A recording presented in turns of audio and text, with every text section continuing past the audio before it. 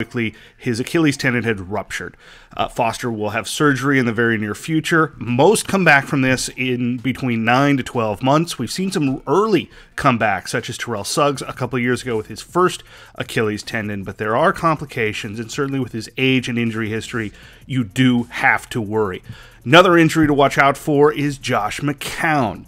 Josh McCown ended up with his shoulder injury. Normally, you hear things like couldn't lift his arm. Those tend to be structural, that there's some instability, that the shoulder socket, the ball itself at the end of the humerus, isn't moving well. It's normally not a muscular problem, so this is one we're going to have to watch closely. Now, earlier in the game, he did have a concussion, so he's going to have to go through the concussion protocol. He also had an elbow injury, and with Johnny Manziel's legal status up in the air, could be a very tough situation in Cleveland.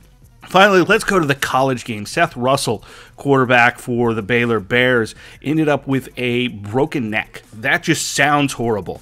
It was one of the transverse processes, what's called a teardrop fracture. Could have been a lot worse. Now, let's be very clear. Luckily for Russell, there is no spinal cord involvement. It's very painful. It likely ends his season. Now, you might remember last year, Bryce Petty, their quarterback now in the NFL, had injured transverse processes in his back and was able to miss just one game. This is more serious because of the location